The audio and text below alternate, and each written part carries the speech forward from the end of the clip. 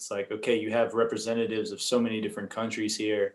That in itself, just you feel that, kind of greatness, like that collaboration between the world is happening right now. That's Yeah. pretty awesome. But on the lighter, I don't know. why is the Iran deal so important to Americans, I guess more specifically, because that's where most of the people that would be listening to this are, and we're all pretty oblivious, I guess, because we're just thrown so many different deals, concepts, news stories. People have a very short attention span and just depth of comprehension. Could Yeah. you break that down for us simply? Yeah. So the situation is both. It's about the regional influence that Iran has on on some countries of the Middle East, and it's also ideologic. First, the ideology is because the Iranian regime is an Islamic republic, and those um Iranian Islamists, let's say, uh, build their regime about the opposition to the Western countries, and they say to their activists, to their people, that Europe and the US are the devil on earth, and like they have to fight against them and everything. This is only speech, you know. It's only politicians from Iran. Um, I know a lot of Iranians. They are not like that, and actually, one of the biggest community of Iranians abroad is in California, and there is a lot of Iranians in Los Angeles, Hmm. and they are most of them are be nationals. They love Iran, they love the US, and like they live peacefully with the US people. So this is fake. But for the US, this is something important. When your speech, your political speech, is to say that we are the devil, and we are like any Muslim on the world has to fight against the US. This is not something acceptable for the US. And I'm here like speaking like that just to make it simple. There is a lot of um, subtleties on this. Um, but yeah, and I don't know if you remember, but the U.S. embassy in Tehran, in Iran, was assaulted by activists of the Islamic Republic.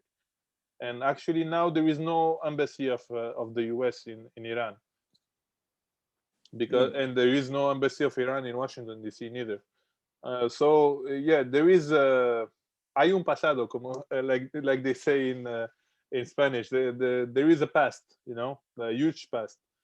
But A lot uh, of history, right? A lot there are of a lot of history. history in this Yeah. bilateral relationship, actually. But the U.S. Um, knows the influence that has Iran on Middle Eastern countries, especially on the Shiites, The Muslim countries. Shiites. Sorry, The Shiites. exactly, the Shiites. Yeah, thank you.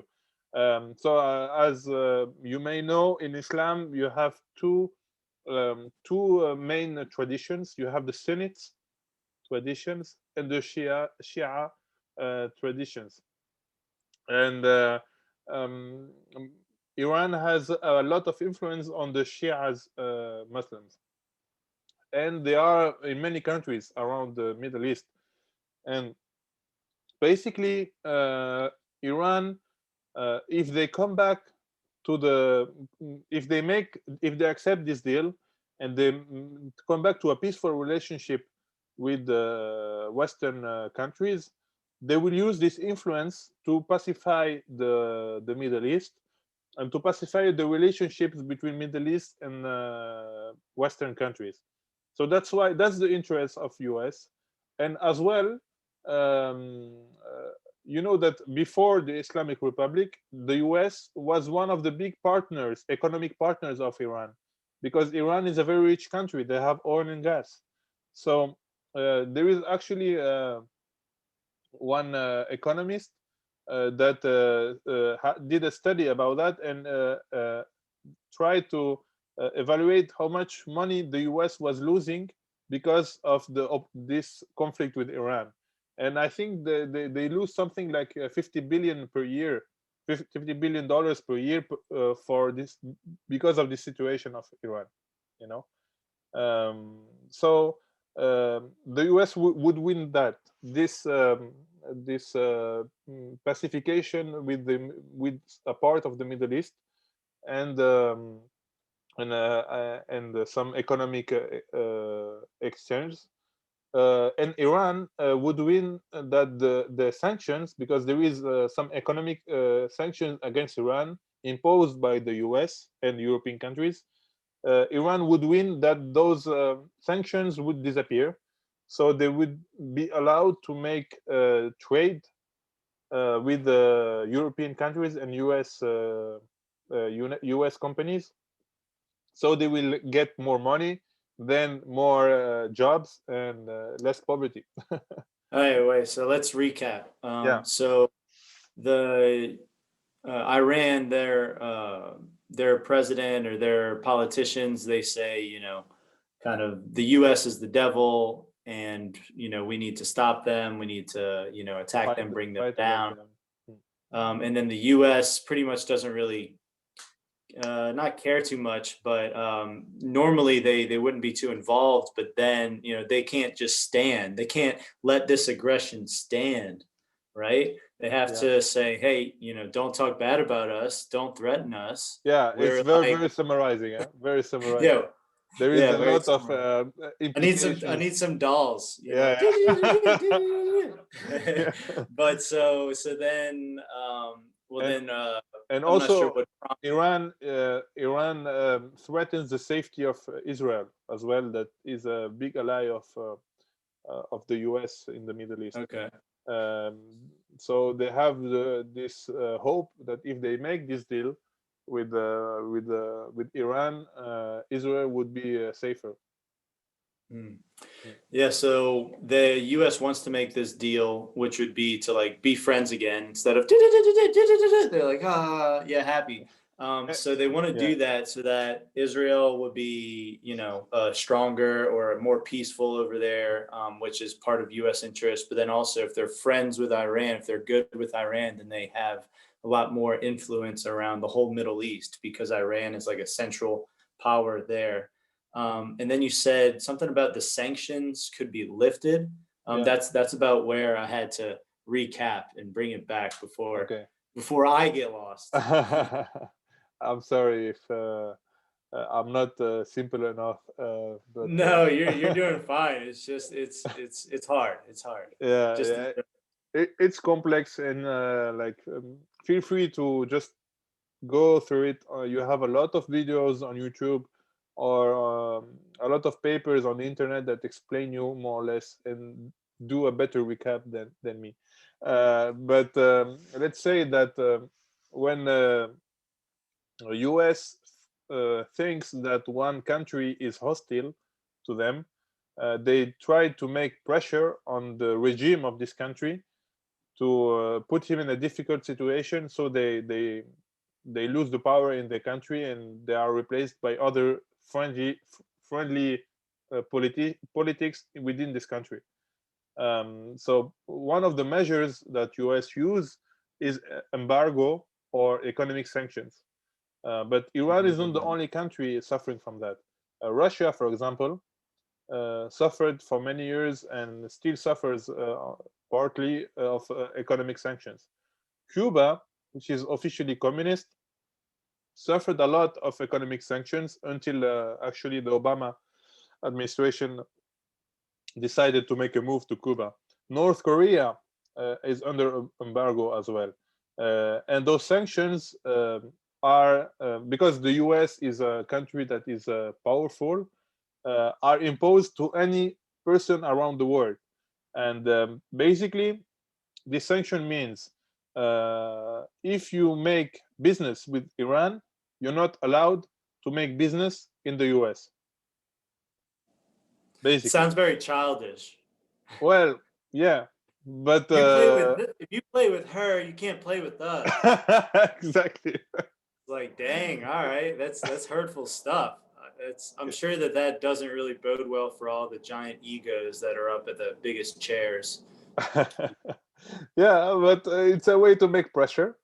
and on some countries it works and some others not. On Iran, it makes them it makes them some troubles, but as they have a lot of natural resources like oil and gas, they survived until now with those sanctions. They have difficulties, they have poor people and everything, but they survive.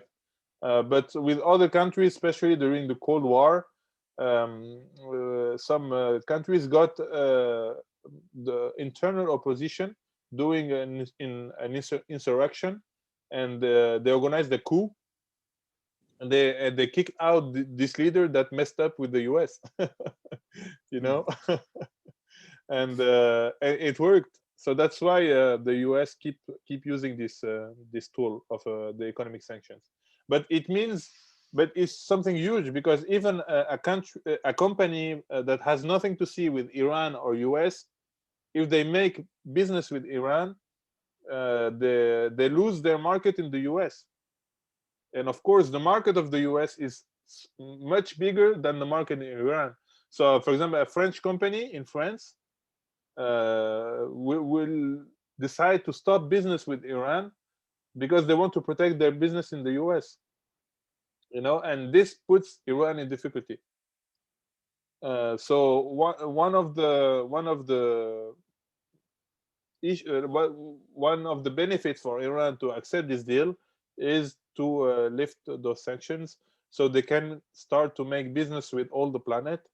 And when you make business with more partners, well, you make more money, and then you have more employment in your country, and people are less poor.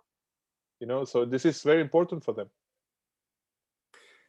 Yeah, I do want to say that out of all of the Iranians I've met, really, whether in Europe or the United States, they always point out after, talking to them, they're really good people, really fun to talk to, really insightful, seem very genuine and similar to Americans.